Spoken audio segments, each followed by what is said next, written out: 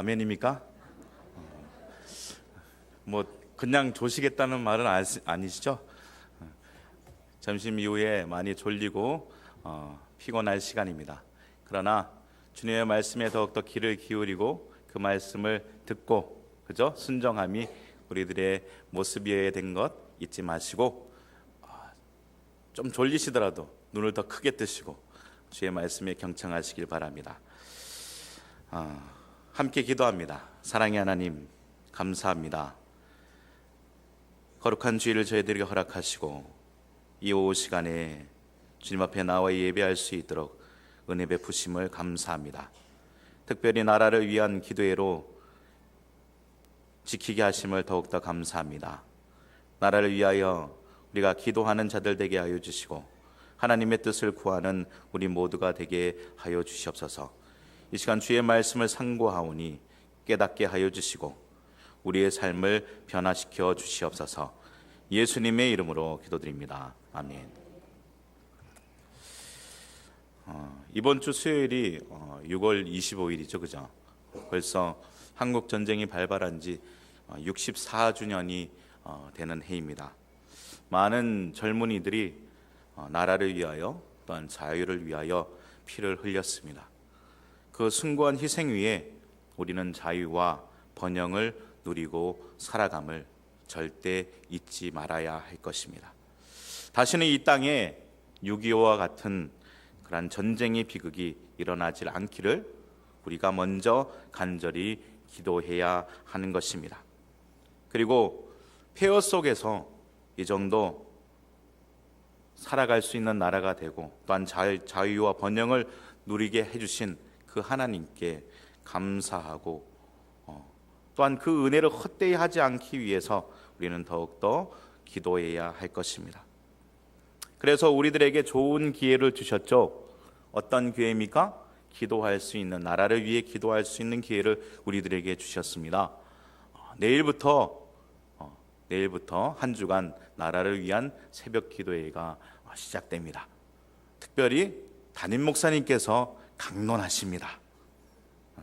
어떻게 해야 됩니까? 나와서 기도해야 하는 것이죠. 제가 이렇게 말씀드렸는데도 내일 새벽에 축구 보신다고 안 나오시는 분들은 아마 국정원에서 조사가 나오지 싶습니다. 그죠? 혹시 종북 세력이 아닌지, 이렇게 나라를 위해 기도하자고 목 놓아 부르짖는데도 기도하지 않으면 분명히 국정원에서 나와서 조사를 하리라고 믿습니다. 내일 모두 다 나와서 함께 나라를 위해서 기도하시기 바랍니다. 유치하지만 근본적인 질문을 하나 여러분께 드리겠습니다. 저와 여러분은 신자입니까? 신자 맞습니까? 그렇죠. 우리의 왕 되신 예수 그리스도의 영광의 재림을 기다리고 부활을 소망하는 신자, 그리스도인 맞습니까? 네, 대답 잘 하십니다. 자, 오늘 본문에서 우리의 왕 되신 예수 그리스도의 재림을 기다리고 부활과 영생을 소망하며 살아가는 이 땅의 그리스도인들이 어떻게 살아가야 하는지, 하나님께서 그 신자와 그리스도인들에게 요구하시는 삶이 무엇인지 오늘 우리들에게 가르쳐 주고 있습니다. 그 첫 번째가 무엇입니까? 바로 신자는 항상 기뻐해야 한다라는 것입니다. 주 안에서 항상 기뻐하라. 내가 다시 말하노니 기뻐하라고 강조를 하고 있습니다. 항상 기뻐하는 것, 좋은 상황에만 기뻐하라는 말이 아닙니다. 기뻐할 수 없는 상황에서도 기뻐하라고 오늘 우리들에게 말씀해 주고 있는 것입니다.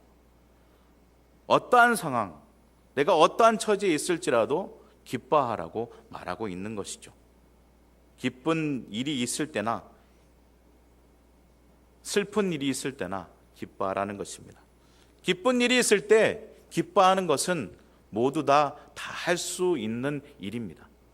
굳이 할 수 있는 일을 성경에 우리 보고 하라고 기록해 놓지는 않았을 것입니다. 세상 사람들은 다 하지 못할지라도 예수 그리스도를 믿고 하나님을 알고 믿고 있는 자들이라면 오늘 너희들은 세상 사람들과 달리 살아야 한다. 구별되어야 한다. 너희들은 기뻐해야 한다. 라고 오늘 우리들에게 말씀해 주고 있는 것입니다. 당장 죽을 것 같은데, 힘들고 고통스러운데 어떻게 기뻐할 수 있습니까?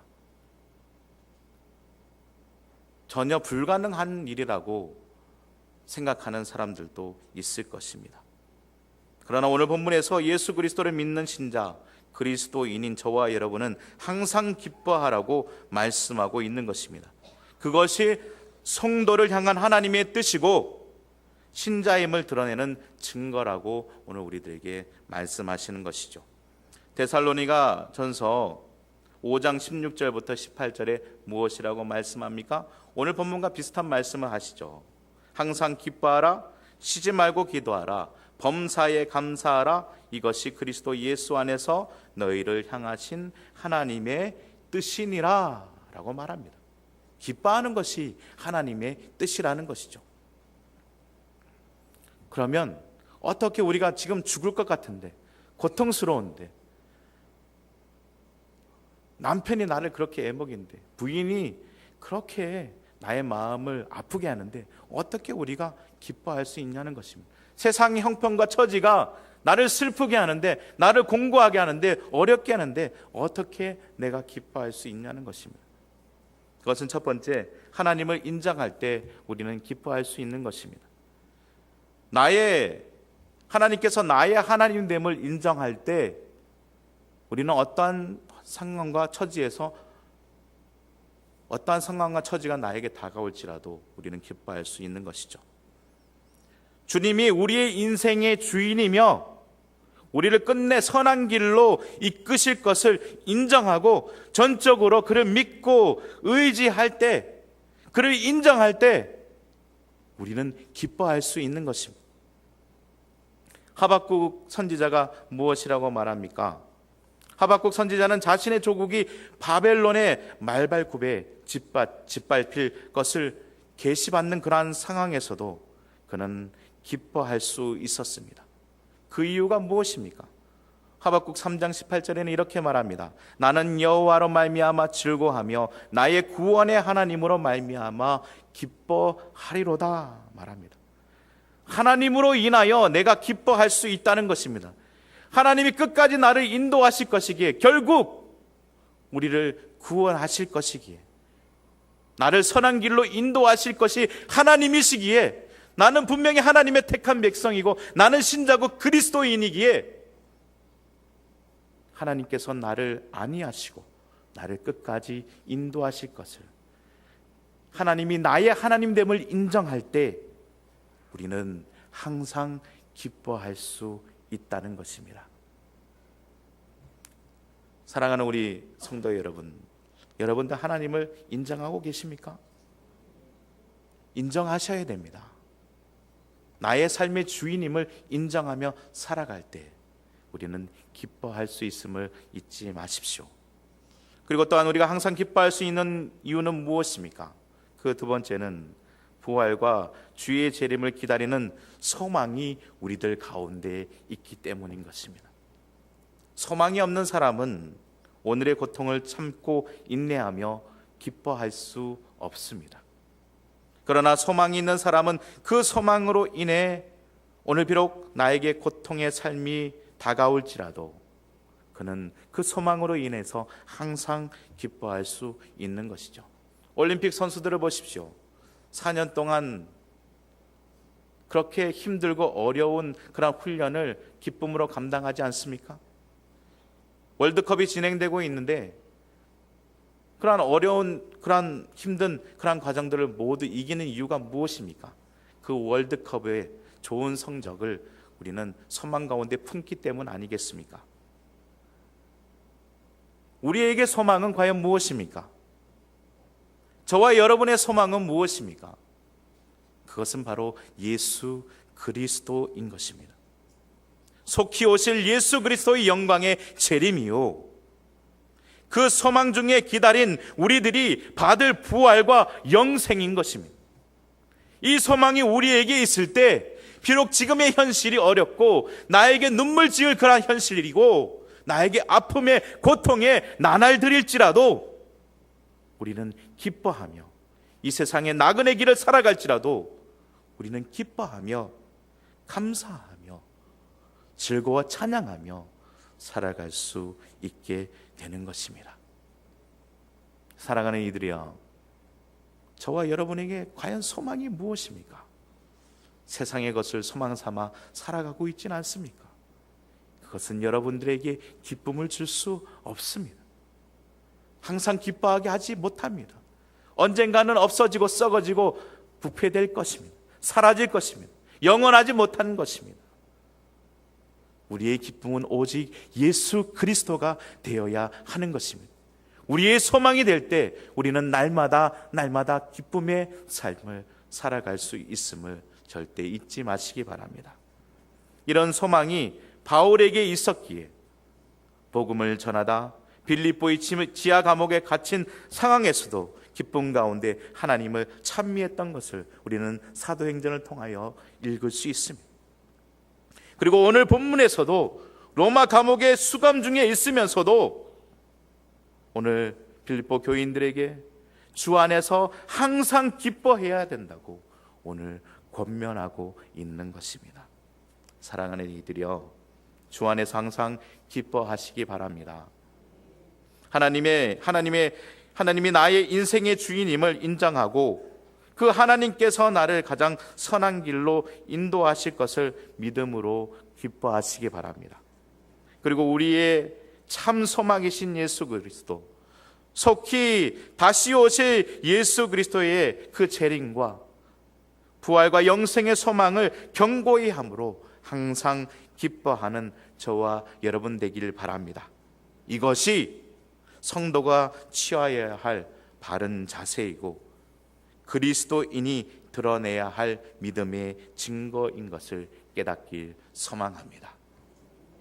오늘 신자 그리스도인의 삶의 두 번째 특징은 무엇입니까? 바로 모든 사람에게 관용하라는 것입니다. 너희 관용을 모든 사람에게 알게 하라, 주께서 가까우시니라 라고 말씀하십니다. 관용이 무엇입니까? 오늘 본문의 이 관용은 에피에이케스라는 그런 말입니다. 그 말의 뜻은 넓은 마음으로 남을 품는 것을 말하는 것이죠. 그 넓은 마음, 누구의 마음입니까? 바로 예수 그리스도의 마음을 품으라는 것입니다. 자신에게 관용하면서 타인에게 엄격한 것은 신자의 모습이 아닙니다. 오늘 본문에서 신자는 넓은 마음으로 남을 품는 그리스도의 마음을 품고 그를 관용하라는 것이죠. 모든 사람들이 그 예수 그리스도의 마음을 품은 것을 알게 하라고 오늘 우리들에게 말씀해 주고 있는 것입니다. 그런데 저를 포함해서 많은 대부분의 사람들이 자신에게는 너무 관대하고 관용적인데 남에게 엄격한 사람들이 대부분인 것입니다. 저도 저희 아내한테 엄격할 수밖에 없죠. 엄격합니다. 죄송하게도. 나의 딸에게, 나의 아들에게 나는 못하면서 너는 그렇게 하라 라고 말하는 때가 많다는 것입니다. 저도 가끔 TV를 보면서 연예인들의 외모를 평가합니다. 쟤는 어떻게 연예인이 됐을까? 왜 저렇게 못생겼지? 이렇게 말합니다. 그러면서 저는 거울을 쳐다보면서 저의 모습을 바라보며 이만하면 봐줄만 해. 참 복스럽게 생겼다. 사모님이 항상 저한테 말씀을 귀티 난다고. 참 귀티 난다. 살만 조금만 빼면 돼. 이런 관용의 모습이 저에게 있습니다. 웃자고 한 소리입니다.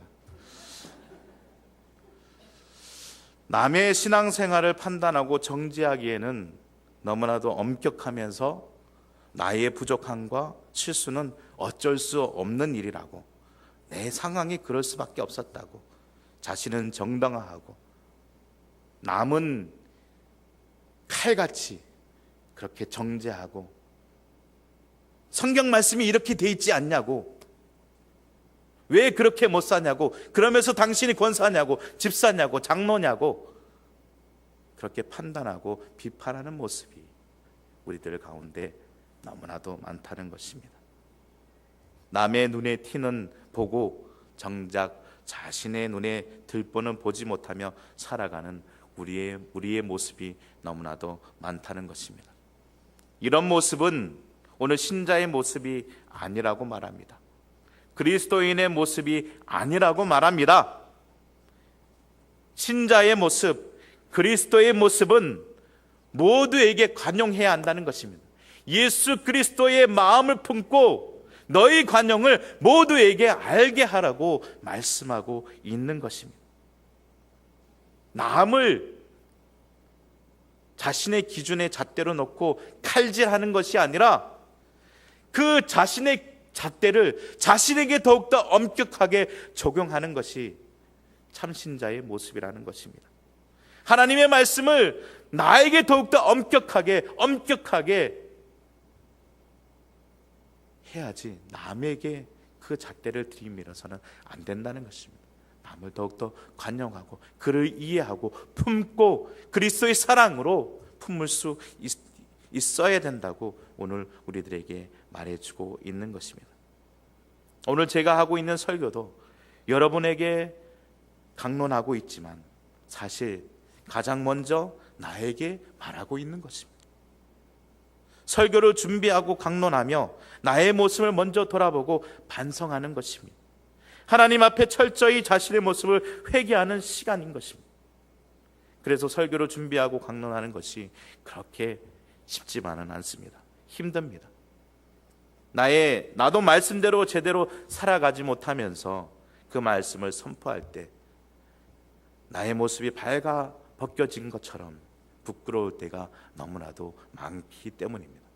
하지만 내가 오늘 이 자리에 제가 또 설 수 있는 이유는 예수 그리스도를 닮아가게 하시는 하나님의 은혜의 방편임을 제가 알기에 이 자리에 서서 또한 강론할 수 있게 되는 것입니다. 사랑하는 이들이여, 오늘 이 시간 선포되는 하나님의 말씀이 다른 이들에게 말하는 것이 아님을 깨닫기 원합니다. 오늘 선포되는 이 말씀은 나에게 주어지는 말씀, 나에게 원하시는 말씀인 것을 깨닫고 받으시는 저와 여러분 되기를 원합니다. 타인에게 적용하려 할 때 시험 들고 낙심할 수밖에 없는 것입니다. 큰 소리가 날 수밖에 없는 것입니다. 그러하기에 주의 말씀이 남이 아닌 자신에게 철저하고 엄격하게 적용되는 저와 여러분 되었으면 좋겠습니다. 나에게 엄격할 때 나의 부족함을 깨닫고 겸손해지는 것입니다.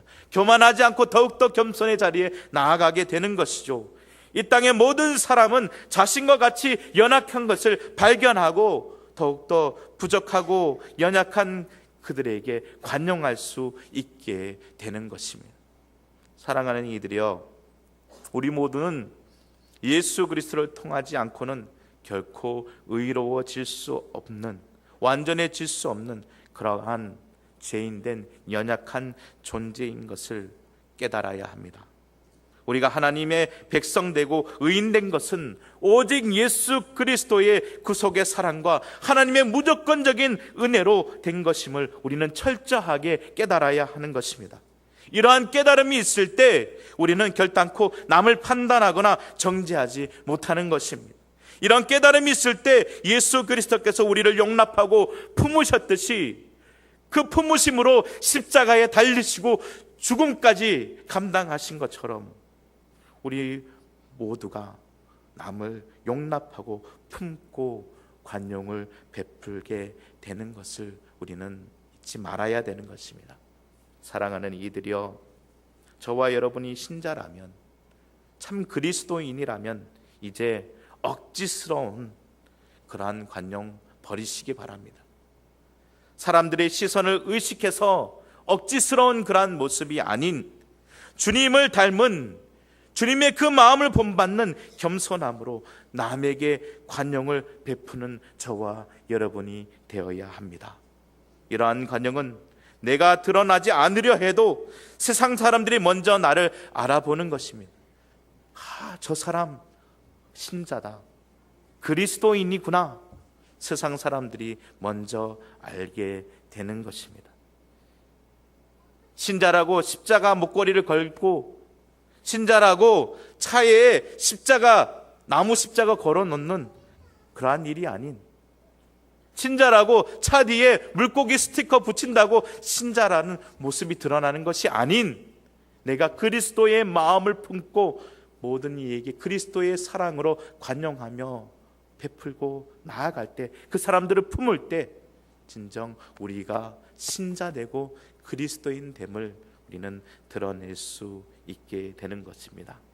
사랑하는 이들이여, 우리가 교만을 버리십시다. 더욱더 겸손하십시다.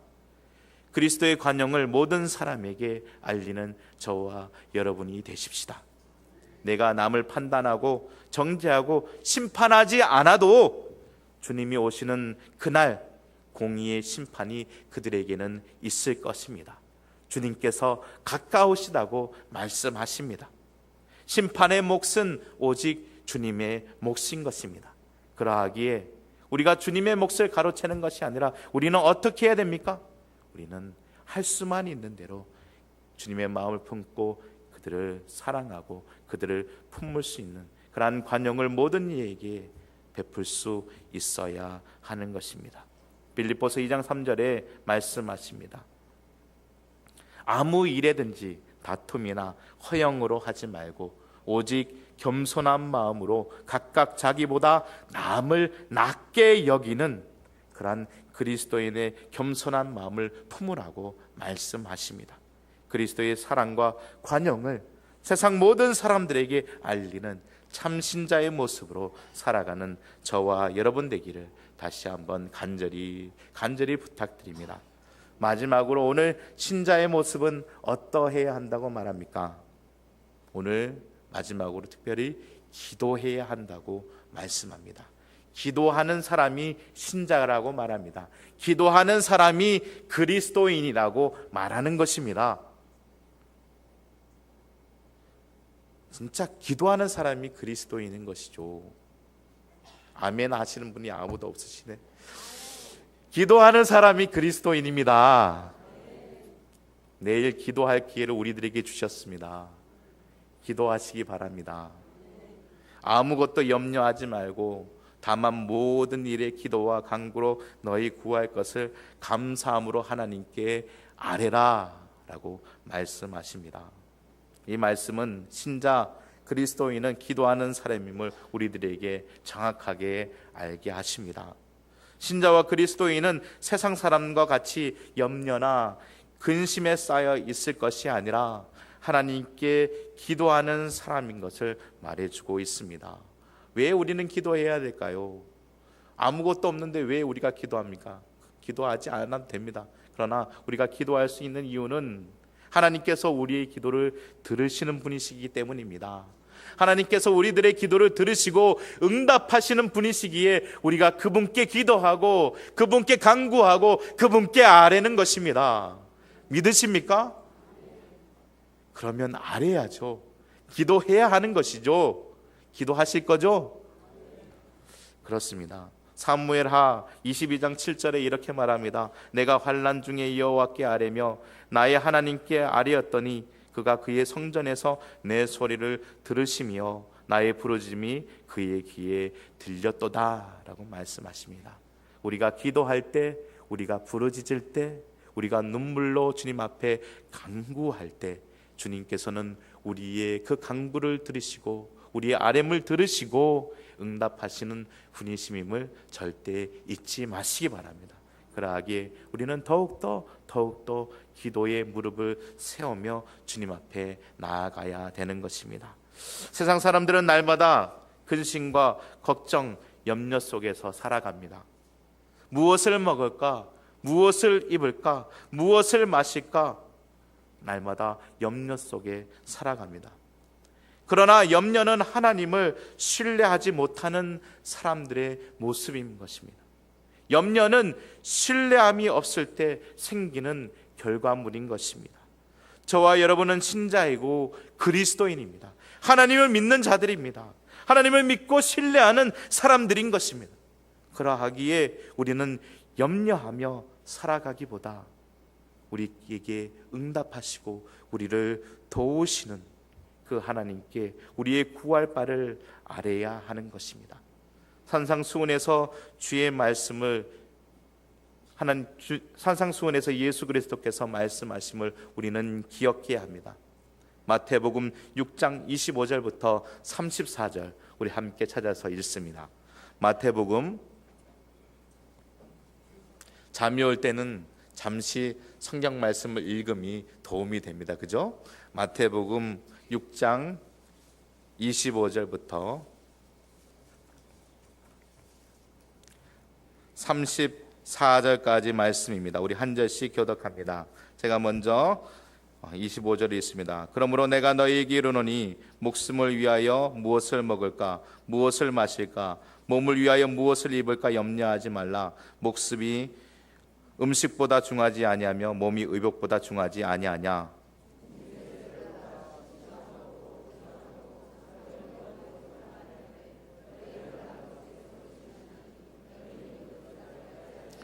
너희 중에 누가 염려함으로 그 키를 한 자라도 더할 수 있겠느냐.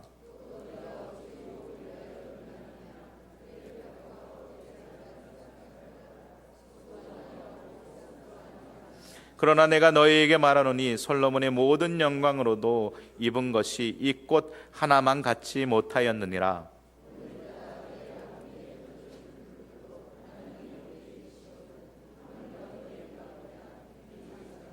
그러므로 염려하여 이르기를 무엇을 먹을까 무엇을 마실까 무엇을 입을까 하지 말라.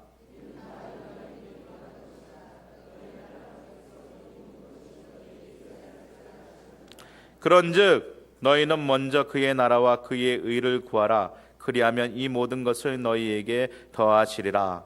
그러므로 내일 일을 위하여 염려하지 말라. 내일 일은 내일 염려할 것이요 한날의 괴로움은 그날로 족하니라. 아멘. 그리스도인의 모습은 염려하지 않고 하나님께 기도하는 자의 모습인 것입니다. 백합화를 입히시고 공중의 새를 먹이시는 하나님의 능력을 믿고 의지함으로 염려하지 말아야 하는 것입니다. 우리를 구원하신 하나님을 믿고 신뢰하는 자들은 염려가 아닌 기도와 간구로 하나님께 나아가는 자의 모습인 것입니다. 저와 여러분은 하나님의 통치와 구원이 이 땅 가운데 편만하길 기도하고 간구해야 할 신자인 것입니다. 하나님의 뜻이 이 땅에 온전히 이루어져 하나님의 나라가 완성케 되길 간절히 기도해야 하는 것입니다. 이것이 바로 신자 그리스도인의 참된 모습인 것을 기억하시기 바랍니다. 오늘 그러면 우리는 무엇을 위하여 기도합니까? 요즘 들어 우리를 염려케 하는 일들이 얼마나 많이 일어나고 있습니까? 정말 어처구니 없는 사건들도 일어났습니다. 세월호의 침몰로 많은 생명들이 희생되었고 아직도 그 일은 해결되지 못한 채 온 나라가 흉흉합니다. 북한은 여전히 도발을 멈추지 않고 세계에서 단 하나뿐인 분단 국가로 여전히 전쟁의 위협에 놓여 있습니다. 정치는 아직도 후진국의 모습을 탈피하지 못하고 있고 경제는 회복될 기미가 보이지 않습니다. 여전히 어려움 속에 하루하루를 살아가고 있는 것이 우리의 현실인 것입니다. OECD 국가 중에 자살률이 가장 높은 나라가 어디인지 압니까? 바로 한국인 것입니다. 우리 대한민국인 것입니다. 대한민국이 자살 1위랍니다. 할 게 없어서 자살을 1위 하고 있습니다. 하루에 37명씩 37명씩 자살을 한답니다. 37분마다 한 명씩 스스로 목숨을 끊고 있는 것이 우리의 현실입니다. 우리가 예배드리고 있는 이 순간에도 자신의 생명을 소중히 여기지 않고 끊고 있다는 것입니다. 이러한 현실 속에 저와 여러분은 무엇해야 합니까? 세상 사람들과 똑같이 불안해하고 근심하고 염려로 하루하루를 살아가야 할 것입니까? 나와 상관없는 것처럼 살아가야 합니까? 그렇게 살아가면 세상 사람들과 무엇이 다릅니까? 다시 한번 묻겠습니다. 저와 여러분은 신자입니까? 그리스도인입니까? 아멘입니까? 그렇다면 근심하고 걱정하고 염려하기보다 우리의 기도를 들으시고 응답하시는 하나님께 기도하는 저와 여러분이 되어야 할 것입니다. 하나님의 통치가 자살로 1등하는 이 나라 불쌍히 여겨주시고 하나님의 나라가 우리 땅 가운데 임하시기를, 구원의 문이 우리 이 나라에 활짝 열리기를 간절히 기도해야 하는 것입니다.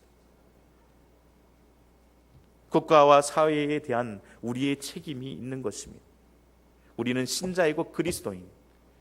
우리 오전 시간에 설교를 통해서 들었지 않습니까? 왕 같은 제사장이라고, 하나님의 택한 백성이라고 우리들에게 말하고 있지 않습니까?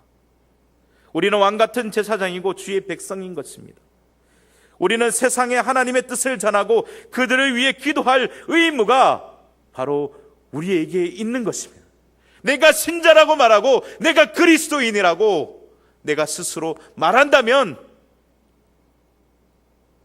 믿는다면 우리는 이 나라와 민족을 위하여 기도해야 할 의무가 저와 여러분들 가운데 분명히 있는 것을 깨달으시기 바랍니다. 우리가 기도하지 않으면 누가 기도합니까? 믿지 않는 사람들이 기도합니까? 아닙니다. 우리가 기도하지 않으면 기도할 사람은 아무도 없는 것입니다. 우리가 주께 구하고 기도할 때 주님께서는 우리의 기도를 들으시고 죄를 사하시며 그 땅을 고쳐 주실 것을 믿으시기 바랍니다. 역대하 7장 14절에 분명히 기록되어 우리들에게 읽혀집니다. 내 이름으로 일컫는 내 백성이 그들의 악한 길을 떠나 스스로 낮추고 기도하여 내 얼굴을 찾으면 내가 하늘에서 듣고 그들의 죄를 사하고 그들의 땅을 고칠지라 라고 분명히 말씀하십니다. 살아가는 이들이여, 주께 간구하시길 바랍니다. 염려하지 말고 감사로 기도하시길 바랍니다. 감사는 하나님을 신뢰하는 기본 마음가짐임을 기억하십시오. 하나님께서 우리의 기도를 들으시고 응답하실 것을 믿고 신뢰함으로 감사하며 기도하는 저와 여러분이 되시길 바랍니다. 그것이 그리스도인의 모습이며 우리가 가진 책임과 의무를 다하는 그러한 신자된 모습인 것을 깨닫길 바랍니다.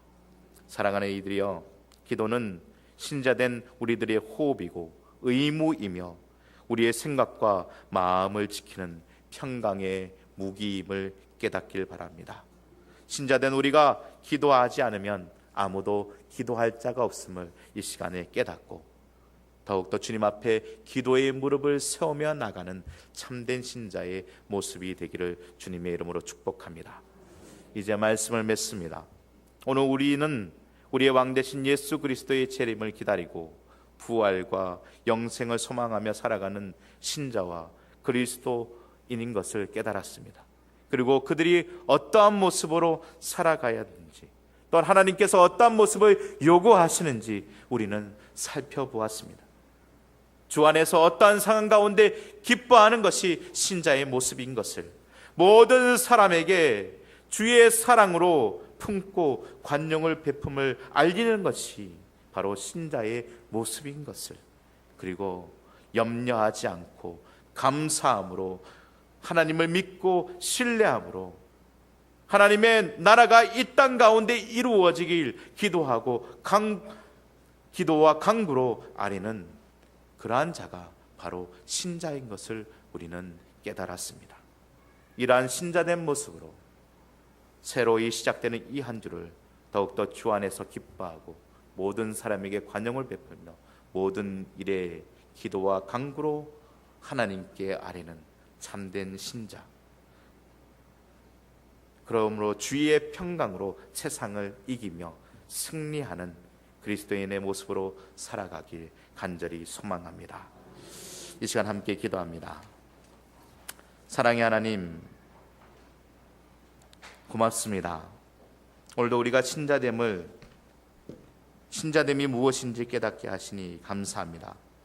우리 모두가 신자로 그리스도인으로 더욱 주 안에서 기뻐하며 살아가게 하옵소서.